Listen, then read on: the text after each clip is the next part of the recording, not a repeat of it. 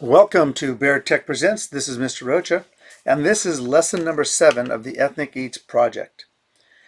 In this lesson, we are going to be talking about editing your document. Now, it's very important here that if you are a Chromebook user, you will edit your document in a different way, okay? And I will explain that in this video. But for right now, everybody's going to do this step. You will all go to Office 365, and you will click on the OneDrive icon on the left hand side. Okay, I already have it open on my computer here to kind of share with you and make it go faster. Then you're going to open up your Ethnic Eats project folder. All of you need to have a folder. Okay, if you don't, you're playing with fire and you're not going to like the end result. After you click on the Ethnic Eats project folder, it will look like this, and you should have inside of that folder in another folder for your photos and your document. So you're going to open up your document, and when you do, it looks like this. Okay, so immediately people are going to want to mess with this. Leave this alone. Don't play with it. Leave it alone. Okay, it is not broken. It doesn't need to be fixed. It's just a view that Office 365 gives us where it's trying to put all of the parts of that page in one small little area, okay, for us to view. All right, Chromebook users, if you're listening, and I hope you are going to come up here to editing, and you are going to click on this link, editing, make any changes. Now, hear what I said. I'm only talking to Chromebook users. If you do not have a Chromebook, the message I just gave was not for you. Okay? For everybody else, everyone else who does not have a Chromebook, you are going to click on Open in Desktop App. If you're not sure if you have a Chromebook, then you need to click on Open in Desktop App because you would know if you had a Chromebook. Okay? So you're going to open in Desktop App. You're going to receive this message. You can put a check in that box if you'd like, and it won't show up anymore. And then you click on Open Word. And you wait for a few seconds while it opens up on your computer. Okay, so Chromebook users, you've opened it up on the web, and you are going to edit your document the same way we are going to edit it.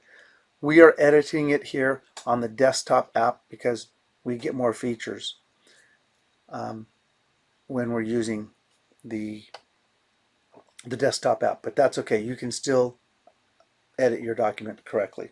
So the first thing you need to do is you need to make sure that you have the title of your document or the title of your food here. The name of your food goes here. Okay? And it will automatically put it in capital letters for you. Then the second step is you need to have the words Ethnic Eats Project, and it needs to be spelled correctly. And since it's a title, each word needs to be capitalized. Okay? Then you're going to scroll down and you're going to make sure that you have the date. You can click on this drop-down triangle and you can select the word today, or you can select the date. Okay? That needs to be there. Then the next box has to be your name, and it will automatically capitalize your name, first and last name. You have a first name, you have a last name. Put it on this document. All right? And then the last part for the cover page is to make sure that you have the block in which you have Mr. Carrion. So mine says Mr. Carrion block 2. Okay? So only those of you who are opening it up in the desktop app can do this. Chromebook users, you do not have this cover page. I'm going to have to make a separate video for you on how to make a cover page. But for right now, Chromebook users, you've just ignored this because you can't do this, okay? And then Chromebook users, you're going to ignore this next part because you don't have this either. I will make a video to show you how to do it. This is your table of contents. You don't mess with this. Leave this alone. Okay? If something is misspelled here, you will fix the spelling over here in those headings. Down here, where we turn those into heading 1. Okay. So, table of contents, just leave it alone. Scroll right on by. All right. Next thing is the dedication page. I want you to, you can choose whether or not you want to indent by hitting the tab key and indenting, okay? But what I'd like all of you to do is to select the paragraph, and then in the ribbon under the Home tab, this is the Home tab, this is the ribbon, okay? This is the ribbon, and you're going to hear me saying these: ribbon, Home tab, so you need to know what they are. And the ribbon is organized into groups. So this Home tab has clipboard, font, paragraph, styles, Adobe Acrobat, voice, and sensitivity. Yours may have more. And oops, didn't mean to do that. Let me go back up here to Home. If you have this view for your ribbon, here's what you need to do. Click on a tab and then click on this pin to pin it so that it always stays there. Okay. So let me recap. This is called the ribbon. Say it, ribbon. And the ribbon is organized by tabs. Say tabs. Okay, tabs. And each tab is organized by a group. Say group. Okay. And then each of these groups has a command button. So you're going to go to the Home tab. You're going to look for the paragraph group. And in the paragraph group, there is a command that says line and paragraph spacing. Click on the little triangle here, the drop down. It's not a triangle. It's called a chevron. I keep saying triangle and I shouldn't say that. I'd like this to be a space of two, okay? A double space is basically what it is. Well, that's exactly what it is. It's double space. So let me redo this. Select it. This is single space. We're not in 3rd grade anymore. We're going to double space it. So we come up to the paragraph group, click on the line and paragraph spacing command, and we select 2.0 or double space. Okay? And you're going to do that for your entire document. Everything is going to be double spaced.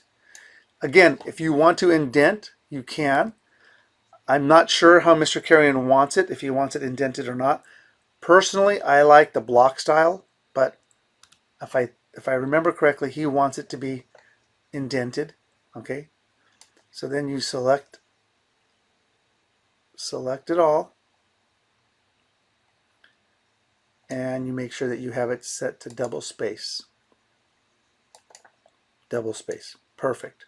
Okay, and that's okay if it comes onto another page here. Don't worry about it. Don't mess with it. Okay, now you may run into this problem here, and this is a very simple solution. I didn't have a page break in here.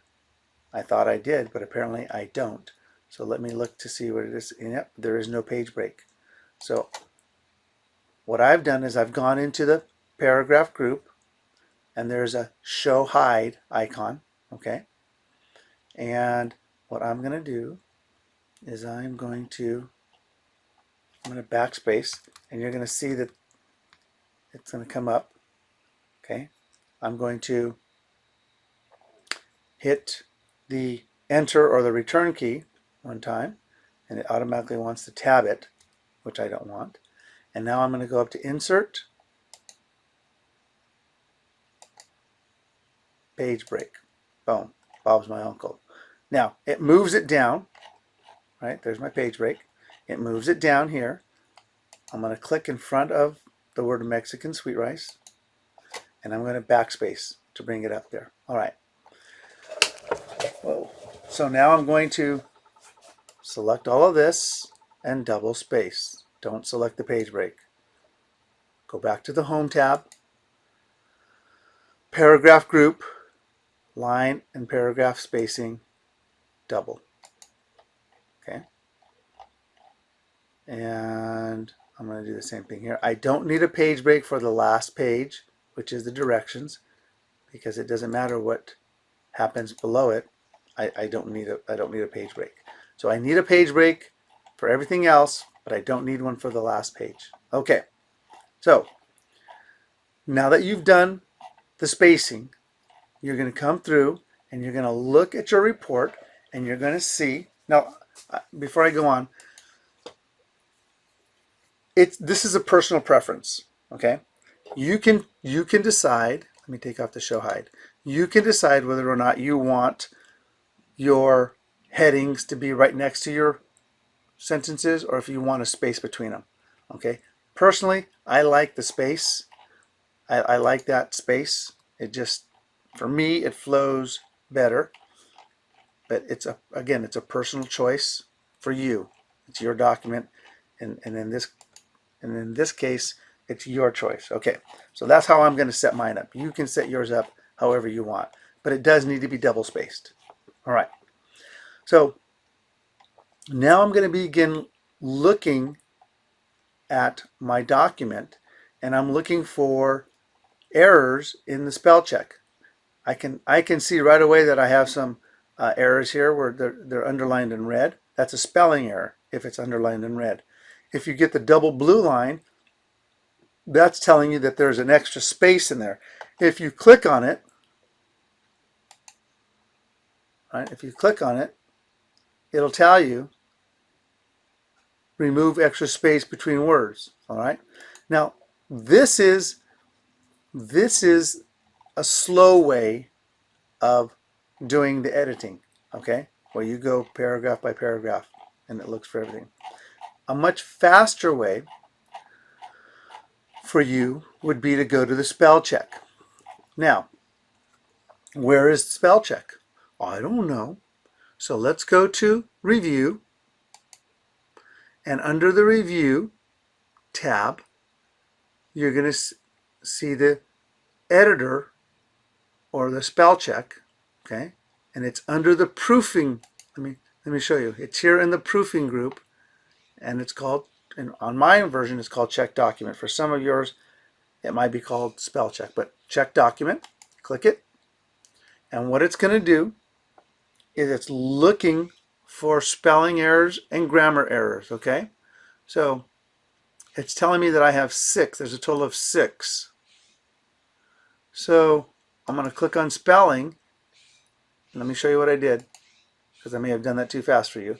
I clicked over here on spelling, and now it's bringing me over to the part in my Word document where the spelling error is. And it's not giving me any suggestions. So I think what it wants is it wants me to know that I have a word used twice, right? Great, great. So I believe that the correct spelling for great great grandmother would be a hyphen in between it. I believe, okay? Now, if you're not sure, you can go and Google it. Go to Google. Yeah, go to Google for everything else. Google the correct spelling of great great grandmother. All right. And then I'm going to go to the next one. So it tells me no reference or no reference information. So I'm going to ignore this once, because I'm going to go back and check it offline here. And then it's going to resume spell check. And again, it has the same one, so I'm going to ignore this. And it looks like my spelling is all good. It's all good. Now I'm going to go to grammar. I'm going to click on the grammar. And it takes me here. And it says siblings. And here my son says, tell me and my siblings So which one is it? Right? Which one do I use? I'm talking about my siblings, so it's the possessive. Should be that one. Okay? And now again here, she died before I was born, but every time, so it's telling me I need a comma. I'm going to click it, and it's making those corrections for me. So look at sweet treat, it's going to remove, it even tells you, remove extra space between the words. Boom. Remove extra space between the words. Boom. Bob's my uncle.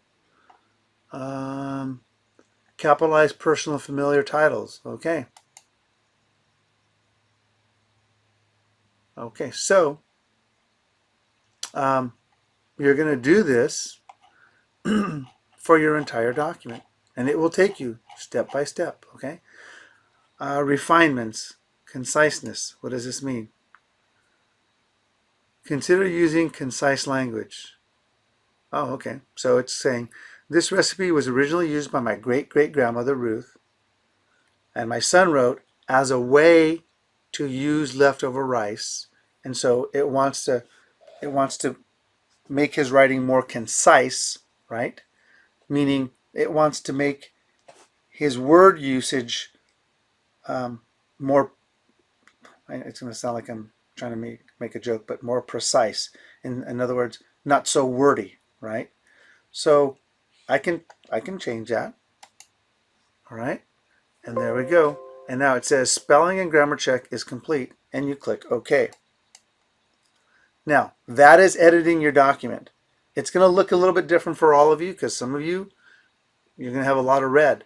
Remember, if the word is a foreign word and Word has no idea what it is, it will mark it as red. Okay, so just go to Google, check the spelling, and for example, you can add it to the dictionary. So let's just say, let's just say this is a word in German, right? This is a German word for French fries. I don't know. Notice how it says spelling, and it's going to try to, it's not in the dictionary. It tells you not in dictionary. Not necessarily that it's spelled wrong. It's just telling you it's not in the dictionary. You can add to the dictionary. You can add words to your dictionary. Okay? So, I'm not telling you to add words to your dictionary. I'm just letting you know that you can add words to your dictionary. So, for example, if your word, the name of your food is misspelled or is showing up as misspelled, and you add it to the dictionary, then throughout the entire document, it will not show up as incorrect anymore. Okay? So, that is this lesson, lesson number 7 or assignment number 7. Pause the video and come back for lesson number 8. But make sure you do this correctly. Ladies and gentlemen, I'm telling you right now, you need to have everything as I have just shown you. On the title page, there's no excuse for not having it exactly as I've asked you to put it. Okay? I will mark points off if you choose to not follow these directions. It's your grade, not mine.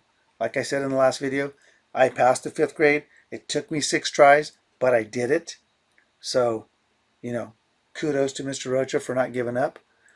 So please, pay attention, follow simple directions. Again, thank you and have a great day.